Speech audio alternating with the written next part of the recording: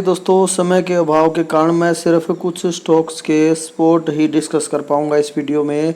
तो देखिए दोस्तों, मैंने इससे पहले भी इस तरह के वीडियोस बनाए हैं और जो है देखिए दोस्तों, अगर मैं अपनी बात करूं तो आप लोगों के पास से समय नहीं होता है कि आप जो है मार्केट को इतना ट्रैक कर पाओ, स्टॉक्स को ट्रैक कर पाओ। लेकिन जो है मेरे पास, अगर मेरी बात की जाए तो मेरे पास समय है मार्केट को ट्रैक करने के लिए, मार्केट को स्टडी करने के लिए। तो मैं आपके साथ अपना एनालिसिस, अपना अनुभव, अपना एक्सपीरियंस ही शेयर करता हूं।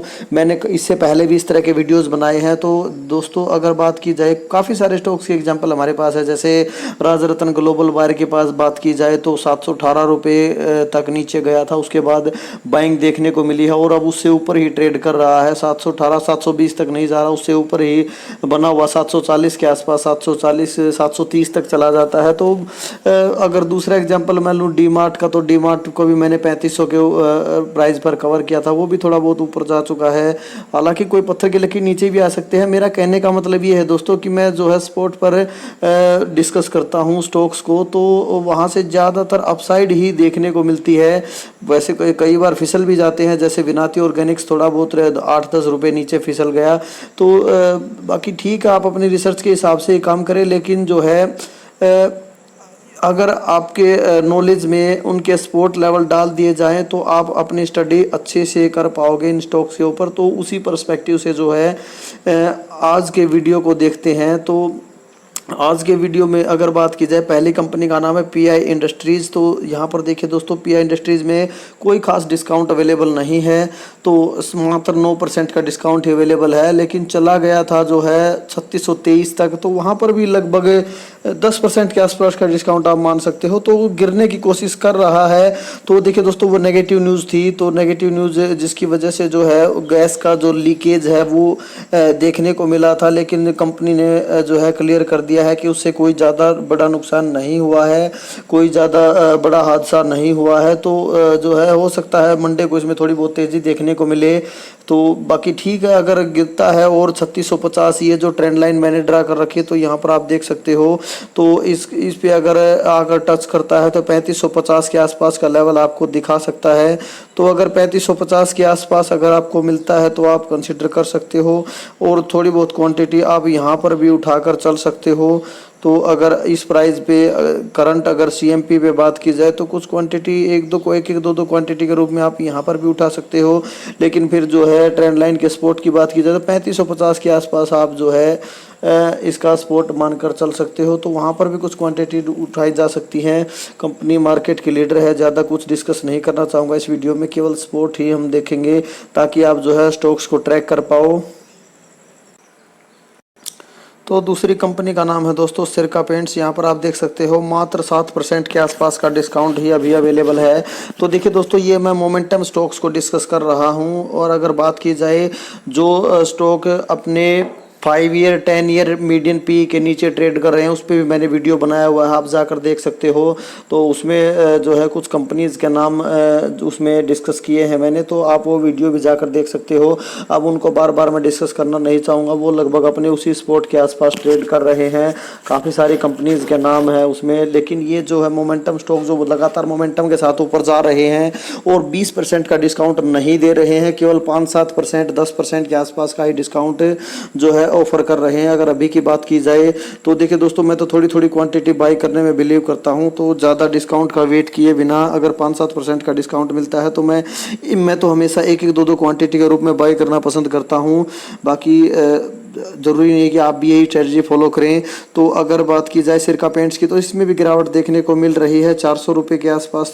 तो अपने स्पोर्ट के आसपास तो कह सकते हैं अभी आ चुका है, बिल्कुल माइनर स्पोर्ट 400 रुपये का मानकर आप चल सकते हो। बाकी आगे अगर गिरता है तो वैसे तो 50-50 रुपये के गैप पर स्पोर्ट दिखाई देते हैं, लेकिन आप जो है 25-25 रुपये के गैप पर भी एक दो क्वांटिटी के रूप में जो है क्वांटिटी उठाकर चल सकते हो। जैसे अभी जो है एक क्वांटिटी उठा ली, फिर और गिरता है तो उसका डबल 2 कर लिया, फिर उसका डबल 4 कर लिया, फिर उसका डबल 8। इस तरह से आप जो अपनी वेटेज को लगातार बढ़ाते जाते हो। तो बाकी ठीक है ये तरीका। अगर भाग जाता है स्टॉक, एक दो स्टॉक बाई करने के बाद ही, तो जो है आप फिर क्या कर सकते हो, तो वेट कर सकते हो, वेट एंड वॉच कर सकते हो। अगर गिरता है तो ठीक है, नहीं तो फिर कुछ समय बाद आपको बाय ऑन ऑफ ही करना पड़ेगा। तो नेक्स्ट कंपनी का नाम है दोस्तों CDSL। तो CDSL की बात की जाए, ये मोमेंटम स्टॉक नहीं है। ये जो है मार्केट की गिरावट के साथ नीचे गिरता है और मार्केट जैसे ही ऊपर जाती है तो थोड़ी थोड़ी अपसाइड मूवमेंट इसमें देखने को मिलती है। लेकिन अभी यहाँ पर थोड़ा सा फियर दिखाई दे रहा है NSDL का। तो NSDL का वैसे बिजनेस तो इससे थोड़ा डिफरेंट है, लेकिन पैसे की शिफ्टिंग जो है थोड़ा सा दिखाई देगी अगर NSDL लिस्ट होता है। वैसे अगर कंपनी की प्रॉफिट ग्रोथ देखने जाएं तो CDSL में NSDL से ज़्यादा ग्रोथ आपको देखने को मिलेगी, लेकिन फिर भी पैसा तो शिफ्ट होगा ही। अगर NSDL लिस्ट होता है तो कुछ ना कुछ पैसा यहाँ से शिफ्ट होकर NSDL में आपको ज़्यादा दिखाई देगा। तो वैसे कंपनी सेफेस्ट कंपनी कही जा सकती है स्टॉक मार्केट की। बिल्कुल भी यहाँ पर पैसा नहीं डूब सकता। यहाँ पर पैसा तभी डूबेगा जब stock market, Indian stock market बिल्कुल ही ख़त्म हो जाएगा, तो वो तो संभव नहीं है। तो सेफेस्ट स्टॉक कहा जा सकता है स्टॉक मार्केट का। लेकिन जो है अगर आप इसमें हाथ डालते हैं तो आपका व्यू कम से कम 7-8 साल का होना ही होना चाहिए, या कम से कम 5 साल का होना चाहिए, क्योंकि शॉर्ट टर्म में जो है आपको शायद यहाँ से कुछ ना मिले। बिल्कुल कंसिस्टेंसी का सी भी दिखाई नहीं देगा। यहाँ पर काफ़ी अप्स एंड डाउन से जो है आपको देखने को मिलेंगे, कंसिस्टेंसी बिल्कुल नहीं है। तो अप्स एंड डाउन ज़्यादा मिलेंगे मार्केट की गिरावट के साथ। जैसे अभी मार्केट गिर रही है तो ये भी नीचे गिर रहा है। जैसे जैसे मार्केट ऊपर की तरफ जाएगी तो जो है इसमें भी ऊपर की तरफ मूवमेंट दिखाई देगी। तो मार्केट की बिल्कुल मार्केट को ट्रैक करता है, मार्केट के हिसाब से ही चलता है। तो देखिए दोस्तों, जो है अगर इसके बॉटम की बात की जाए तो 879 रुपये का, 881 रुपये के आसपास आप मानकर चल सकते हो।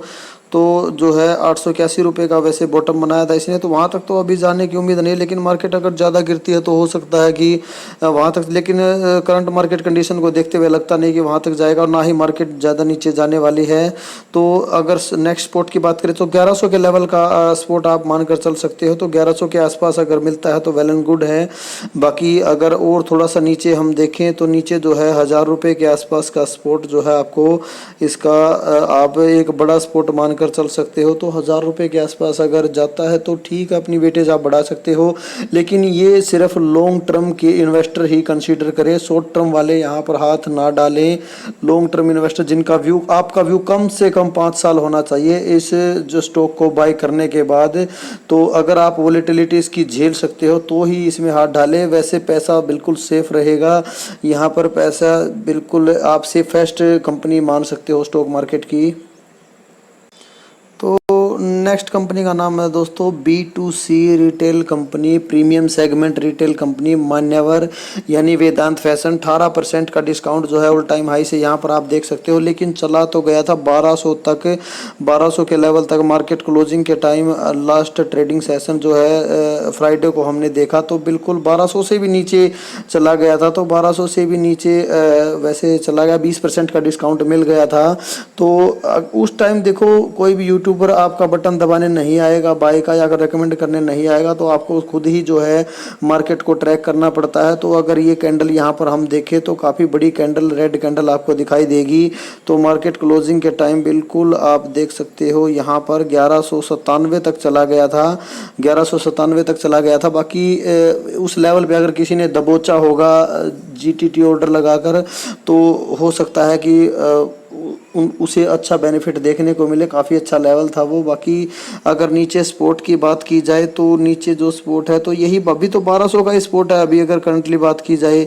लेकिन अगर उससे नीचे जाता है तो फिर आगे जो है आप यहाँ पर जो 1000 बिल्कुल अगर बॉटम देखें तो बॉटम बिल्कुल 1060 के आसपास इसका बॉटम दिखाई देता है। बाकी अगर उससे आगे बात करें तो हम जो है वही स्पोर्ट है 1182 1180 के आसपास आप मानकर चल सकते हो। तो नेक्स्ट कंपनी को डिस्कस करते हैं दोस्तों। नेक्स्ट कंपनी का नाम है इन्फोबीन्स। तो देखिए दोस्तों, इन्फोबीन्स की बात की जाए तो इसकी अभी बीन ही बजी हुई है। तो अगर नीचे स्पोर्ट की अभी बात करें तो 450 का ही बिल्कुल इसने अभी स्पोर्ट लिया था। पूरे 450 पे जो है काफ़ी स्ट्रॉन्ग स्पोर्ट देखने को मिला, उसको सम्मान भी दिया इसने।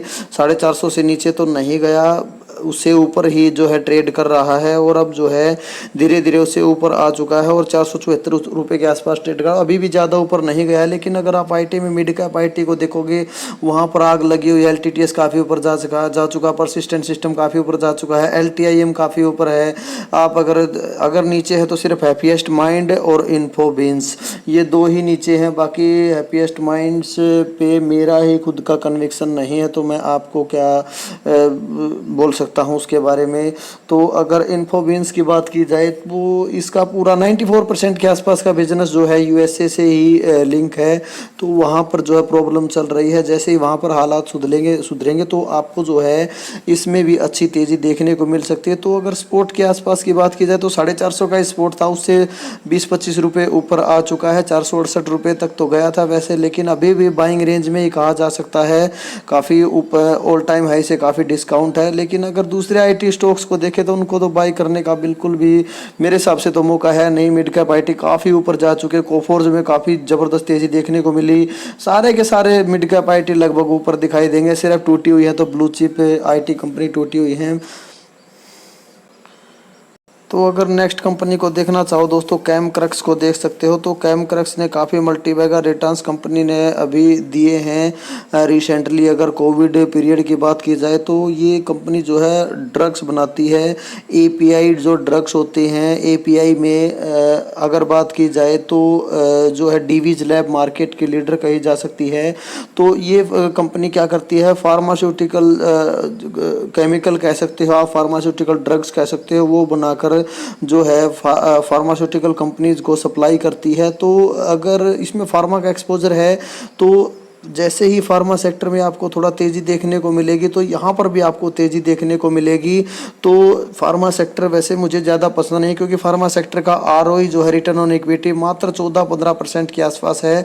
तो एक लो आरओई सेक्टर कहा जा सकता है फार्मा सेक्टर। तो मैं तो इन्वेस्टेड नहीं हूँ फार्मा सेक्टर में और ना ही मेरा इन्वेस्टमेंट का कोई प्लान है। तो थोड़ा बहुत फार्मा सेक्टर में आप एक्सपोजर देना चाहते हो तो कैमक्रक्स को कंसीडर कर सकते हो। लेकिन अगर आपको फार्मा पे मेरी तरह आप जो है नहीं इन्वेस्टमेंट करना चाहते तो आप ना भी करें तो कोई खास समस्या नहीं है। लेकिन अगर स्पोर्ट देखो इसका, तो स्पोर्ट जो है 300 रुपये के आसपास का स्पोर्ट आपको यहाँ पर दिखाई देगा। सम्मान तो अभी तक तो सम्मान दे रहा है 300 रुपये के।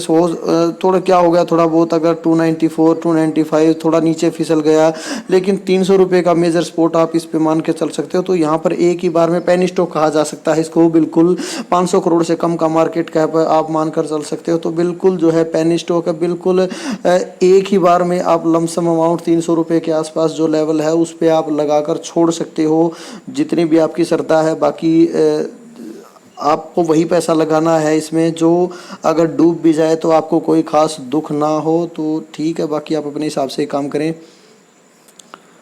तो नेक्स्ट कंपनी की अगर बात की जाए तो यासो इंडस्ट्रीज़ में भी काफ़ी गिरावट देखने को मिली है।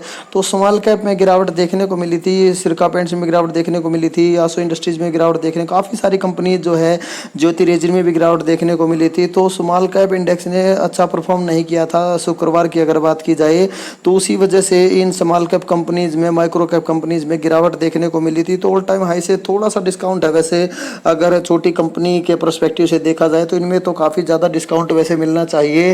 तो काफ़ी कम डिस्काउंट या मानकर चल सकते हो। तो जो है 16% के आसपास का डिस्काउंट है, लेकिन इसमें गिरावट ज़रूर देखने को मिली थी। तो अगर आपको ये, चलो इसके स्पोर्ट देख लेते हैं एक बार। तो देखिए दोस्तों, मेजर स्पोर्ट तो आप जो है 1550 के आसपास मानकर चल सकते हो। वैसे अगर नीचे अगर बॉटम देखोगे ना, जो इसने बिल्कुल यहाँ पर नीचे बॉटम बनाया था तो 1300 से भी नीचे चला गया था, 1285 1287 तक चला गया था जब बिल्कुल बियर मार्केट चल रही थी, जो मार्केट काफ़ी नीचे थी तब की बात कर रहा हूँ। तो बॉटम काफ़ी नीचे बनाया था इसने, 1300 से भी नीचे चला गया था, लेकिन तब से काफ़ी अच्छी रिकवरी यहाँ पर देखने को मिली और अभी तो जो है काफ़ी ऊपर ही ट्रेड कर रहा है। तो अभी अगर कुछ क्वांटिटी आप उठाना चाहो तो जो है बात करें 1670 के आसपास जो है आप उठा सकते हो। 1665 1670 के आसपास कुछ क्वांटिटीज उठाई जा सकती हैं। उसके बाद अगर नीचे देखो तो आप जो है यहाँ पर 1595, वैसे इनमें एक ही बार में लमसम अमाउंट लगानी होती है, एक ही बार में अमाउंट लगाकर छोड़नी होती है। तो जो है 1585 के आसपास का भी आपको जो है सपोर्ट दिखाई देगा यहाँ पर। तो बाकी ठीक है, 1550 के आसपास अगर मिलता है तो आप जो है लमसम भी कर सकते हो। लेकिन अगर वहाँ 1550 अगर आप चाहो तो एक एक क्वांटिटी के रूप में भी इसको उठा सकते हो, जैसे मैं उठाता हूँ। तो मैं लमसम करना किसी भी स्टॉक में लगभग पसंद नहीं करता हूँ। हाँ, अगर लेवल ही कुछ ऐसा मिल जाता है जैसे विनाती Organics, D mart, fine Organics और राज रतन ग्लोबल वायर, बहुत सारे एग्जाम्पल हैं, काफ़ी सारे एग्जाम्पल हैं। अगर उन जैसा लेवल मिल जाता है तो लमसम किया भी जा सकता है। लेकिन अगर जैसे मोमेंटम स्टॉक्स हैं काफ़ी जो ऊपर आ चुके हैं तो उनमें लमसम करना मेरे हिसाब से सेंसिबल नहीं बनता है। तो उनमें एक एक दो दो क्वांटिटी के रूप में जैसे जैसे करेक्शन होता जाता है वैसे उठा सकते हो। लेकिन अगर आप प्राइस एक्शन को थोड़ा बहुत देखोगे तो आपको अपने आप ही आपकी अंतरात्मा अपने आप ही बोलने लग जाएगी कि ये लमसम का लेवल है या बक बाइंग का लेवल है या फिर स्टैगर्ड मैनर में बाइंग का लेवल है। तो वो सब एक्सपीरियंस ही होता है दोस्तों। तो स्टॉक्स तो बहुत सारे हैं दोस्तों, वीडियो को ज़्यादा लंबा न खींचते हुए यहीं तक रोकना चाहूँगा। तो अगर और कोई स्टॉक भी मेरी नज़र में आता है तो मैं जो है कम्युनिटी पोस्ट में डालकर आपको सूचित कर दूंगा, कल मार्केट आवर्स में भी और कभी भी। तो बाकी ठीक है, यहीं तक रखते हैं। ओके, थैंक यू दोस्तों।